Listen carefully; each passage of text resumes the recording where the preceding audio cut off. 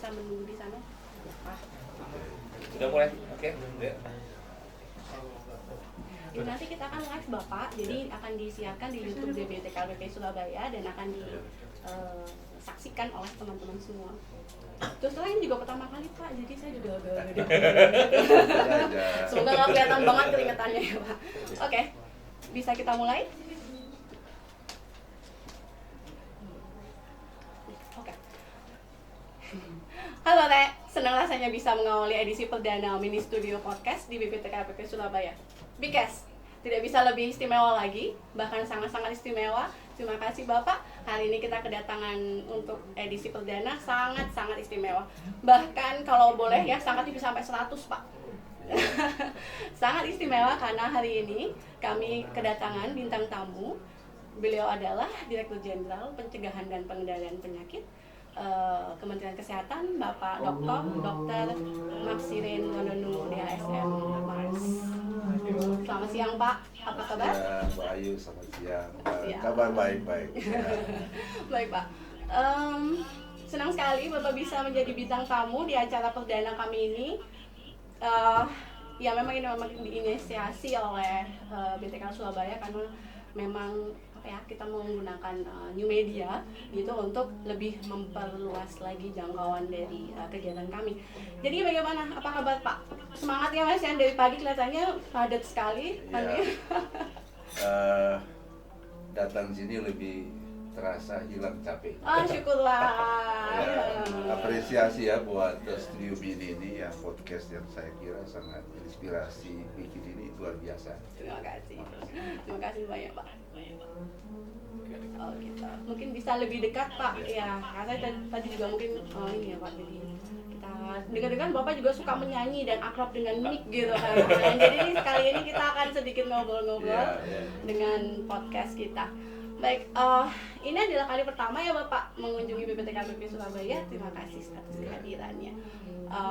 Dan gini, jadi kalau boleh bercerita nih, Bapak agak santai kita, boleh dong cerita tentang diri Bapak gitu kan, tentang dirjen kami tercinta ini kan baru juga mulai Desember ya Bapak ya.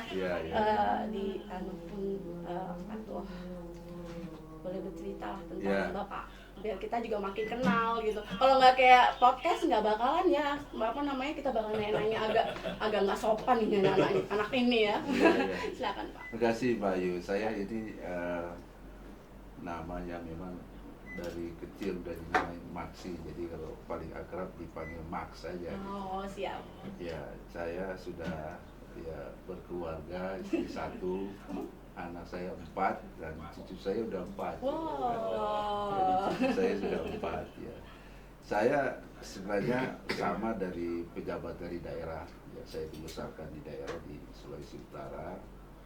Ya, berawal dari karir saya di Puskesmas, cukup lama ya di Puskesmas, 10 tahun di Sulawesi Tengah. Ya. Dan saya senang karena hasil-hasil karya saya itu dihargai. Di Sulawesi Tengah saya bisa jadi dokter teladan di kabupaten dan di provinsi. Dan sesudah itu saya berkarya di Sulawesi Utara ya. Dan pindah ke rumah sakit, jadi direksi di rumah sakit ya. Kemudian dari direksi rumah sakit pindah ke dinas kesehatan, jadi kepala dinas kesehatan di provinsi ya 5 tahun.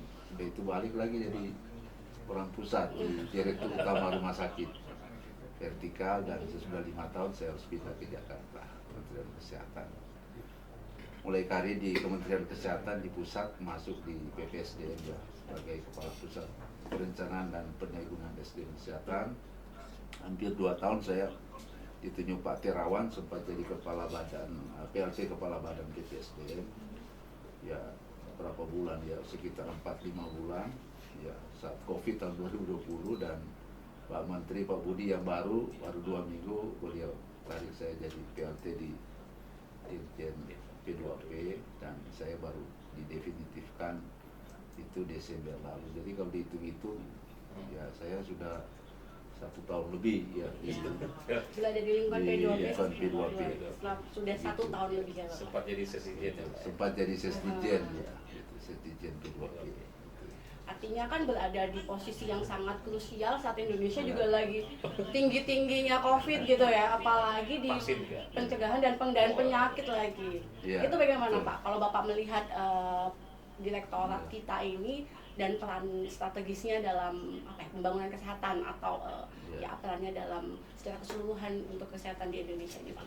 Ya, jadi memang Direktorat Pencegahan dan Pengendalian Penyakit ini merupakan direktorat, jadi sebenarnya yang melakukan jadi leading ya untuk penanganan pandemi ya, pandemi COVID-19, karena kita tahu pandemi COVID-19 ini kan mulai daripada penguatan surveillance lewat tracing testing, itu semua itu tentu ada di P2P sebagai leading, ada direktorat surveillance.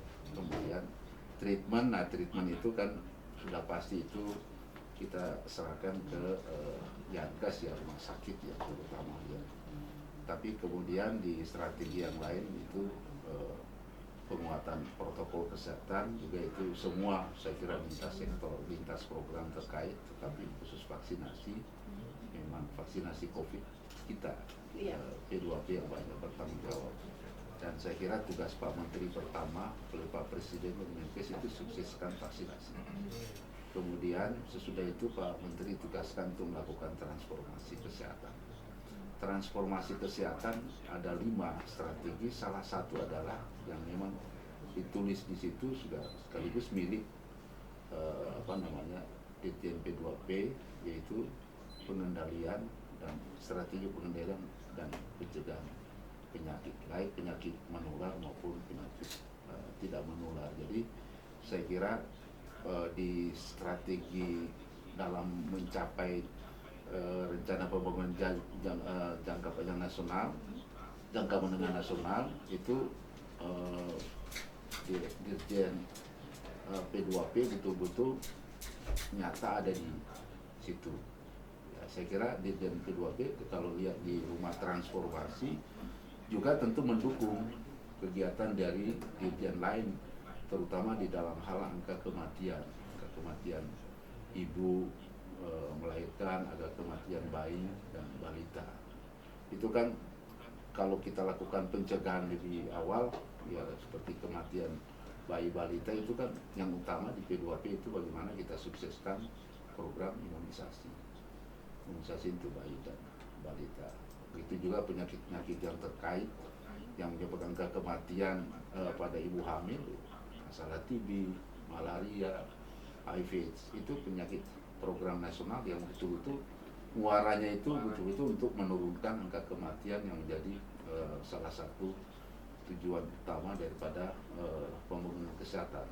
Derajat kesehatan kan diukur daripada angka-angka kematian dan angka kesakitan, terutama angka kematian ibu, bayi dan balita. Ya. Saya agak pengen mungkin berbagi semangatnya ya Pak. Ya. Kan Bapak ini yang leading di atas gitu saat terjadi Bang. Hal pertama apa, semangat pertama apa yang bisa yang mungkin bisa bagikan nih kami saat waduh ini nih COVID lagi tingginya dan saya harus take lead gitu. Ya, jadi yang pertama memang harus semangat. Semangat itu yang utama untuk kita, dan yang berikut saya kira yang paling penting adalah bagaimana kita punya kerja sama, kerja tim yang kuat.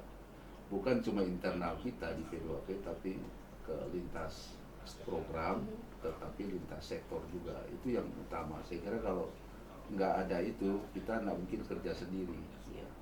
Kalau itu kita mampu lakukan, saya kira keberhasilan itu sangat nyata gitu. Seperti sekarang kekuatan untuk melakukan vaksinasi bukan cuma kita dan pemerintah daerah, tapi TNI Polri. Itu kalau nggak ada TNI Polri, saya kira program vaksinasi tidak sesukses seperti ini. Ya. Itu.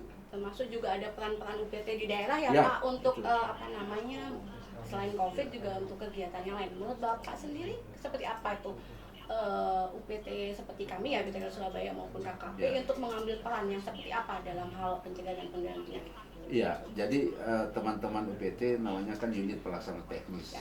Saya kira seperti di P2P kan ada BBTKL, ada KKP. Kalau lihat dari UPT yang terbesar itu di Dirjen itu ada di P2P ya. Hmm. KKP kita ada 59, BTKL itu ada 10, 69. Jadi saya kira peran daripada PT Pelaksana Teknis sebagai perpanjangan daripada Direktorat Jenderal Pengendalian Penyakit itu sangat strategis, terutama BBTKM dan KKP. Dan ya dengan adanya COVID ini ternyata ya KKP dan BBTKL ini menjadi dikenal perannya itu yang luar biasa di Ujung Tombak. Jadi saya kira tanpa kita lagi dulu orang kalau tanya ya, KKP itu apa itu? BBTKL sekarang udah tahu perannya, apalagi di saat awal ya teman-teman BBTKL saat orang masih susah cari PCR, kita sudah duluan dan kita yang menjadi pembina untuk lab-lab di daerah. Jadi saya kira ini sudah jelas bahwa memang kebijakan yang dibuat oleh pendahulu kita itu luar biasa. Mereka sudah memikirkan ke depan seperti apa perannya, dan terasa sekali teman-teman di UPT ini bekerja untuk Indonesia, untuk rakyat kita. Saya kira menyelamatkan rakyat sangat penting, karena hasil COVID itu sangat ditunggu